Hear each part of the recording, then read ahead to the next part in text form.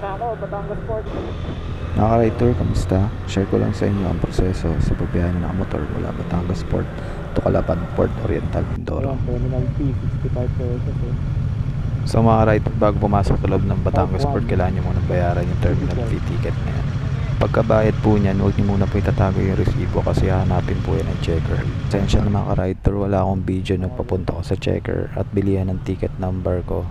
Nawala kasi footage. Pag okay na sa checker, ituturo nila kung saan kayo pipila para makabili ng ticket number ko. Montenegro Shipping Line nga pala inabutan ko na aalis kaya yun yung nasakyan ko. Bago ako pagbilhan ng ticket ng Montenegro Line, hinanap ulit yung terminal fee ticket kung bayad na ako. Kaya huwag niyo muna po itatago mga ka-ride tour yung terminal fee ticket. Ang pamasahe ng ticket ko sa Montenegro is 1.3. So yan na yung barko ng Montenegro na sasakyan ko, MV Santa Alberta. Bago pumasok, papakita nyo lang yung ticket nyo. Total gastos is 1,365 mga ka-ride tour. First time ko nga lang pala pumunta na Mindoro na nakamotor mga ka-ride tour. Kaya noona kinakabahan ako pero madali lang pala. Thanks for watching mga ka-ride tour. Ride safe and God bless po sa ating lahat.